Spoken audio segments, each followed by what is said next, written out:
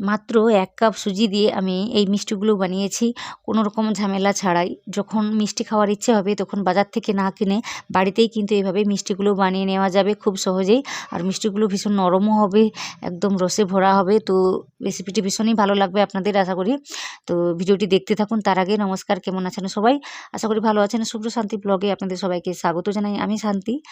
তো এই রেসিপিটি যদি কোথাও আপনাদের একটু ভালো লেগে থাকে তাহলে ভিডিওতে লাইক দিতে ভুলবেন না। আর নতুন কেউ হয়ে থাকলে অবশ্যই আমার চ্যানেলটিকে সাবস্ক্রাইব করে নেবেন। তো এই রেসিপির জন্য প্রথমেই আমি শিরাটাকে তৈরি করে নেব। শিরা বলতে সিরাপ। তো এখানে আমি কি করেছি, 1 কাপের মতো চিনি নিয়েছি আর 2 কাপের মতো জল নিয়েছি। তো নেওয়ার পর 2টো এলাচ দিয়েছি, থেতো করে দিয়েছি। তো এটা দিতেই হবে, দিলে কিন্তু ফ্লেভারটা ভালো আসে। যদি না থাকে তো না দেবেন। আর এখানে আমি কেশর দিচ্ছি, কেশরটাও যদি না থাকে তো না দেবেন। শুধু চিনি আর জলটাকে দিয়ে এভাবে ফুটিয়ে নিলেই হবে। মোটামুটি 3 থেকে 4 মিনিট কিন্তু ফোটাতেই হবে। তো আপনাদের দেখিয়ে দিচ্ছি সিরাপটি কেমন হবে।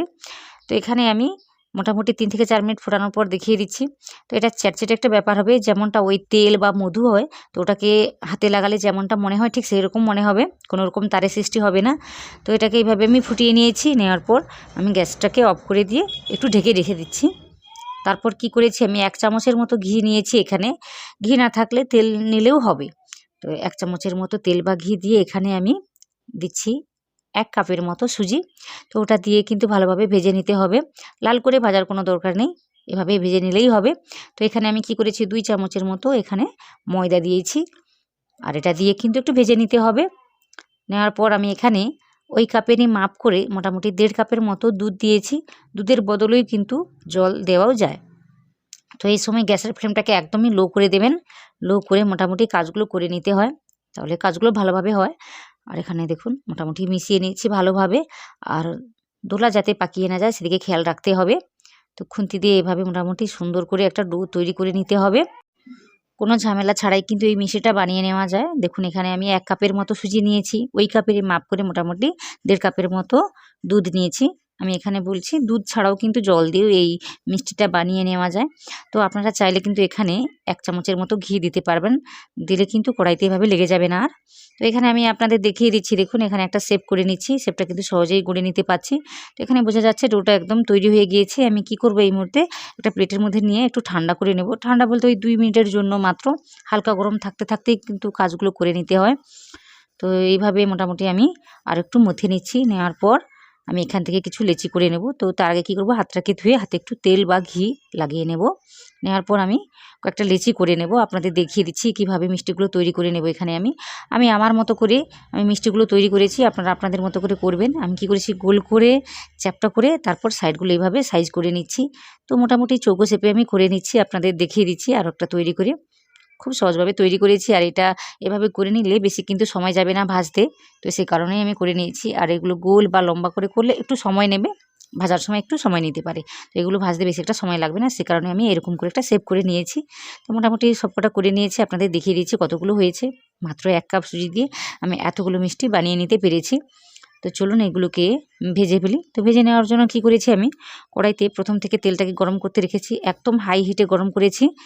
গরম হয়ে যাওয়ার পর তারপর আমি কি করেছি, মিডিয়াম ফ্লেম করে দিয়েছি এগুলোকে দেওয়ার পর। তো তেলটাকে কিন্তু ভালোভাবে গরম করতে হবে, না হলে এই মিষ্টিগুলো নিচে লেগে যেতে পারে।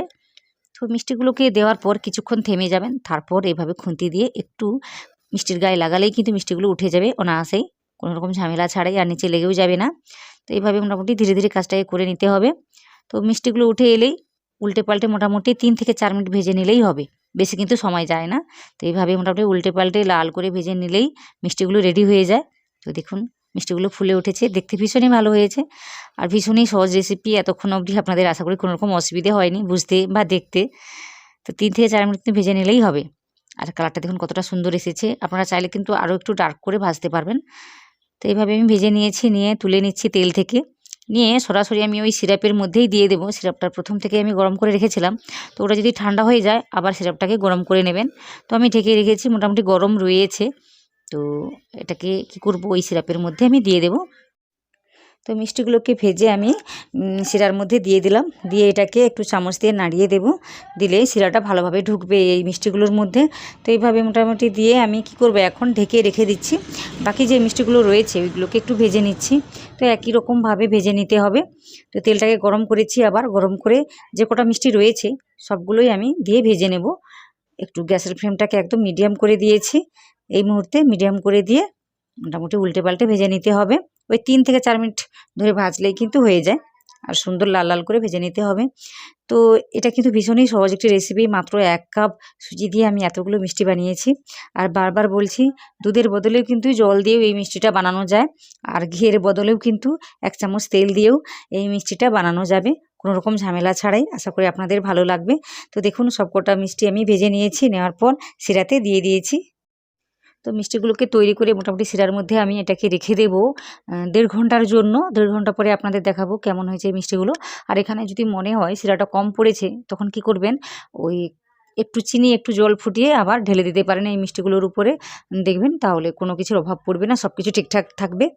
তো কোনো রকম ঝামেলা ছাড়াও কিন্তু মিষ্টিগুলো তৈরি করে নেওয়া যায়। আশা করি আপনাদের রেসিপিটি ভালো লাগছে, সহজ মনে হচ্ছে। যদি ভালো লাগে ভিডিওতে লাইক দিতে ভুলবেন না, অবশ্যই একটা লাইক দেবেন। আর নতুন কেউ হয়ে থাকলে অবশ্যই আমার চ্যানেলটিকে সাবস্ক্রাইব করবেন। আর ভিডিওটি যদি ভালো লাগে কমেন্টে জানাবেন কেমন হয়েছে। আশা করি আপনাদের ভালো লাগছে, খুব সহজ করে দেখিয়েছি। তাছাড়া এই রেসিপিটি ভীষণই সহজ।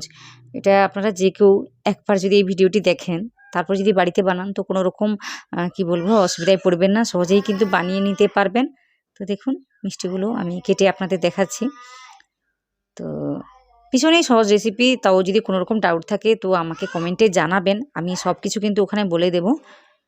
তো কেটে দেখাচ্ছি, আপনারা দেখুন কতটা সুন্দর হয়েছে, ভেতর থেকে একদমই সফট, হাতে তুললেই কিন্তু ভেঙে পড়ে যাচ্ছে। তো এতটাই নরম হবে, মুখে দিলেই কিন্তু মিলিয়ে যাবে এমন একটি রেসিপি। ভীষণই সহজ রেসিপি, আশা করি আপনাদের ভালো লাগছে। তো এই কথাগুলো আমি বারবার বলি, কারণ এই কথাগুলো বললেই কিন্তু আপনারা লাইক করেন বা সাবস্ক্রাইব করেন, তাই বলছি। তো আপনাদের দেখিয়ে দিচ্ছি মিষ্টিগুলো কতটা রস টেনেছে। তো খুব সহজ রেসিপি, আপনারা দেখুন কতটা রস টেনেছে, একটু চাপ দিলেই কিন্তু রসটা বেরিয়ে আসছে। তো এতটাই রস টেনেছে। তো এটাকে কিছুক্ষণ ধরে রেখে দিতে হয়, ওই 1 থেকে 2 ঘন্টার মতো রেখে দিলেই কিন্তু ভালোভাবে এই সিরাপটাকে টেনে নেবে মিষ্টিগুলো। তো আশা করি আপনাদের ভালো লাগছে। আমার চ্যানেলে আরও অনেক সহজ সহজ রেসিপি এবং নতুনত্ব রেসিপি অনেক রয়েছে, ওইগুলো কিন্তু দেখে নিতে পারেন। আমি খুব সহজ করে দেখিয়েছি, আশা করি আপনাদের ভালো লাগবে। তো ওই ভিডিওগুলো তো দেখবেন, সাথে আরও নতুনত্ব ভিডিও বা রেসিপি আমি আনতে চলেছি, ওইগুলো দেখে নেওয়ার জন্য কিন্তু অবশ্যই আমার চ্যানেলটিকে সাবস্ক্রাইব করে নিতে হবে। পাশে থাকা যে বেল আইকনটা থাকে ওটাতেও প্রেস করতে হবে। ওটাতে প্রেস করার পর অল বলে একটা কথা থাকে, তো ওটাতেও প্রেস করবেন। তাহলে কি হবে, মোটামুটি আমি যখনই যে কোনো ভিডিও ছাড়বো তখন কিন্তু ওই ভিডিওগুলো আপনি প্রথমেই পেয়ে যাবেন, আপনি প্রথমেই দেখতে পাবেন। তো এই কাজগুলো অবশ্যই করে নেবেন। আর আজকের এই রেসিপিটি কেমন হয়েছে সেটা কিন্তু কমেন্টে জানাতে ভুলবেন না।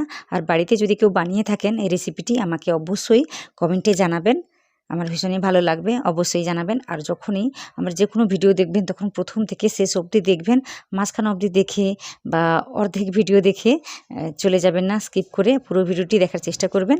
আর আপনারা যারা দেখে ফেলেছেন আপনাদের অনেক অনেক অনেক ধন্যবাদ।